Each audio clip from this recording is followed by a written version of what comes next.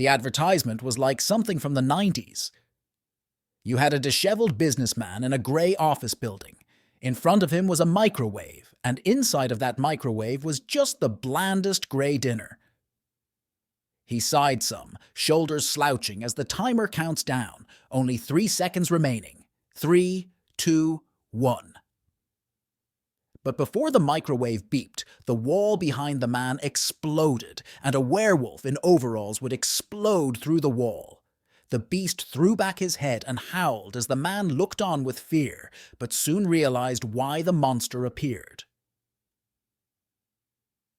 In his grasp was a steaming plastic black bowl of white cheddar mac and cheese with chunks of bacon.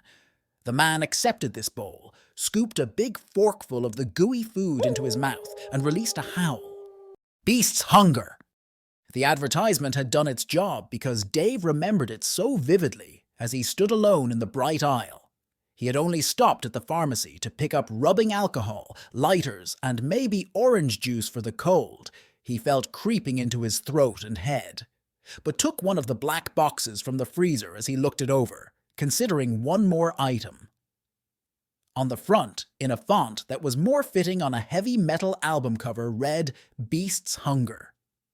The mac and cheese looked far too good in the box's picture, but he knew well enough to fall for that old trick.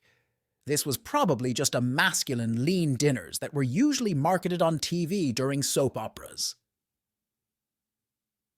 Dave could hear the attractive women softly laugh into their frozen chicken and broccoli pasta dinner. He flipped the box over and read the instructions. At a glance, they seemed easy enough to make. He already had visions of buying 5 of these from an actual grocery store weekly and bringing them to work for lunch. He bought 1 box of Beast's Hunger with his lighters and rubbing alcohol and made his way home. The line was long, and he had gotten hungry as he found himself daydreaming about getting home and watching some more of his show. It was his day off, and he had planned on just watching TV and napping. Getting loaded on cheese and carbs before said nap made him excited. Dave made a beeline for his kitchen. Putting down the plastic bag, he reached into his bag. Taking out the black box, he moved to his microwave so he could begin lunch. Or breakfast. This would have been the first thing he would have eaten all day. Opening the box, Dave pulled out the cold plastic bowl. It was a bit frosted, so he couldn't see the pre-recommended eating temperature. Placing the bowl down, he'd pick up the box to remind himself of the instructions. Peel back plastic. Heat for 3.5 minutes. Take out and stir. Heat for 2 more minutes. Let dish cool down. Enjoy your beast's meal. He noticed the asterisk and arched a brow quizzically. Pulling the box closer to his face, Dave read the bottom of the box out loud to his empty apartment. Best served if thoroughly heated. We cannot be held accountable for any discrepancies if product isn't prepared per the directions. If product is not heated for at least 5 minutes, hunger cannot be properly satisfied. Therefore, Norton Foods cannot be held accountable for unsatisfied hungers. Dave almost couldn't finish reading because of the chuckle that had formed within his stomach. Were they for real? The font was small at the bottom, not a part of the brick of edgy buzzwords next to the instructions, but a part of all the copyright stuff and ingredients. They must have really been dedicated to this weird marketing campaign. There was even a hotline number listed just in case there was an emergency. So he began to follow the instructions. He pulled back the plastic film that covered the black plastic bowl, and he could see the white frozen cheese, the spiral noodles, and the little glaciers of pink bacon. It didn't look great, but it was only frozen. Covering it again, Dave set the cook time to 3 minutes and sat back, leaning against the countertop opposite the microwave. It hummed as the numbers counted down from 3 minutes. He had pulled his phone from his jeans pocket to surf the web while he waited. Before he knew it, the machine would beep. He took it out, and it smelled delicious. Dave's eyes widened when he looked down at the frozen meal now cooked. It looked delicious. The white cheese was gooey, the noodles were soft, but not soggy like you normally got in these disgusting frozen dinners, and the bacon looked crunchy. Plus, now that it wasn't frozen, the man could see that the portion was big. He moved a metal fork through the noodles, steaming cheese and chunks of meat. It looked done. Hell, it looked delicious. He dragged the fork through the creamy meal, not finding any frozen islands within the mac. Impressive at how downright cooked the food was, Dave just decided to dig in. It was delicious. He was so surprised at how much he enjoyed the pasta. He didn't even care that he had the slightest intolerance to lactose. Dave knew he'd pay for it later. Now he'd just worry about eating. Swallowing his mouthful, he licked his lips of the cheese before going in for more. Soon all the noodles would be gone, just little pools of cheese and a few small pebbles of bacon. The fork wasn't enough. He'd just pick up the plastic bowl to lick it clean. Dave swore softly as he leaned back once again. The man placed a hand onto his stomach as he just stared at the empty bowl. He licked a plate clean like some kind of dog, which had not since high school at least. Sighing through his nostrils, he swallowed the saliva that formed in his mouth. He was still hungry. He should have bought a second one. He was a grown-ass man after all. Hours had passed, and it was almost time to get settled into bed. Dave had snacked multiple times since his meal while he watched his shows, but he still felt hungry. So much so, his stomach gargled. He was starting to get worried. He didn't think you could get parasite from a TV dinner, but it was his first thought. Absent-mindedly chewing his nail, Dave would begin to pace. It was early December, and it was a bit cool outside, but damn, he was sweating. The heat wasn't on, but Dave felt like he was going to melt. Pulling on his hair, he stopped in the middle of his apartment. He didn't know if it was his stomach or maybe somewhere in the room, but he heard a growl. Damn. The room felt like it was spinning and his head hurt, but this wasn't like your normal migraine. It felt like something wanted to get out. There was a newfound pressure within his head that felt like his brain was expanding. The pain grew so intense he had to sit down upon his knees, and as soon as he did, he'd lurch forward onto his hands. Dave closed his eyes and let the contents of his stomach go. He saw the splash of vomit upon his carpet, and that only made him sicker, coaxing out more bile as he heaved his shoulders. Sniffling, he'd open his eyes slowly and instantly regretted it. Despite the tears that currently clouded his gaze, Dave's lips parted as he looked down at the puddle of black beneath his palms and face. He fell back onto his rear and began to scoot back as he desperately wiped at his mouth, suddenly tossed into the mystery of what the hell came out of me. Nervously, and not without a struggle, Dave did his best to breathe. "What the hell?" he asked out to the low light of his apartment. There would be no answer, just his whimpers. Whimpers then turned into screams of agony, as if someone had twisted his arm off. The sounds of joints popping would fill the air, and all Dave could do was scream in pain and confusion. What the?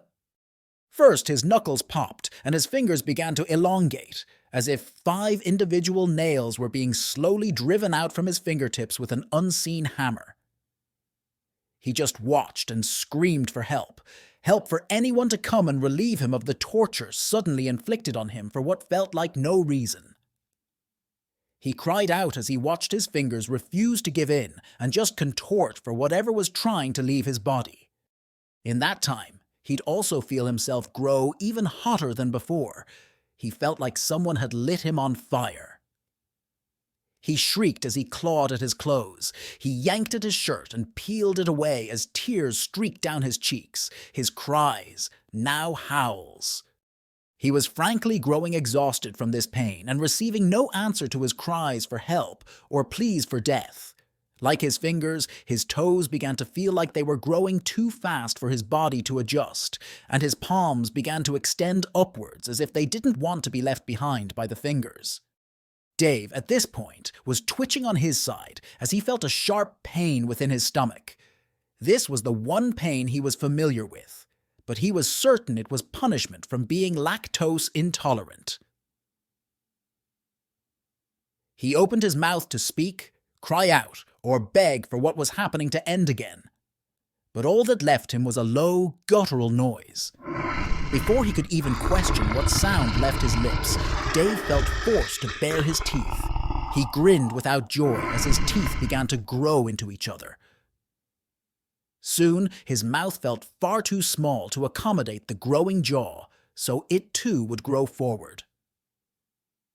Soon, it felt as if a large cone was being pushed through the middle of his face.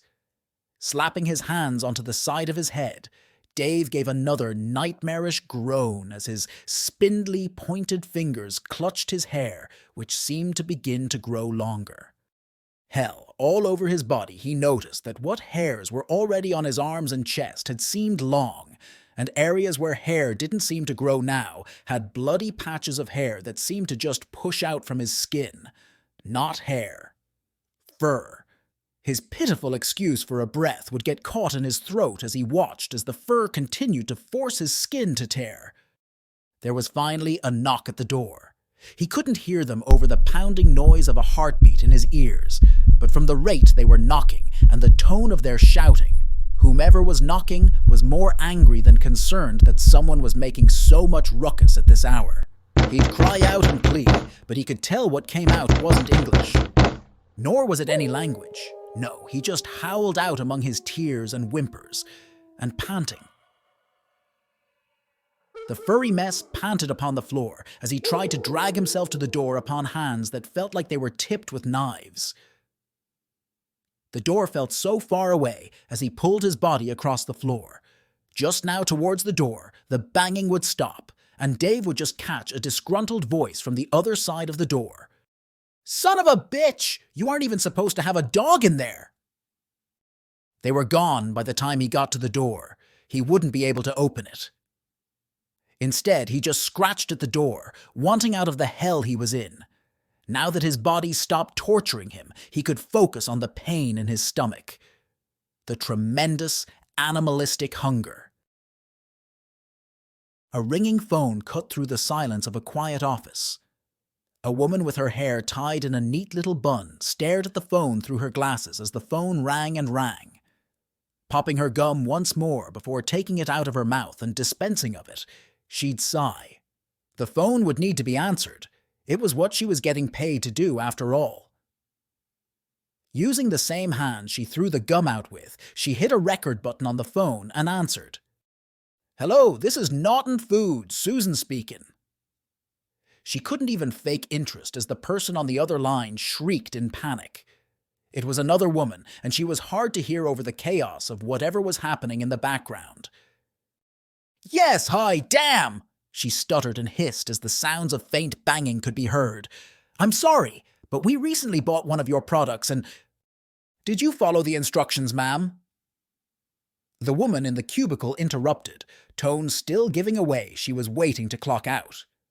The woman on the other end didn't answer instantly. Just the sounds of something pounding from far away, followed by nervous wailing as a result of the aggressive noises. If you got burned from eating beast's hunger or are unsatisfied after your meal, you either didn't cook it thoroughly or you didn't let it sit. Regardless, Naughton Foods cannot be held accountable for this mistake. "What?" the woman on the other end sobbed out, her tone hurt and confused. "My husband becomes a monster and all you can tell me is—" "Sorry, ma'am, Naughton Foods are not accountable for any discrepancies." Click. The phone would be gently hung up without any passion, anger, or fear, just the end to another call.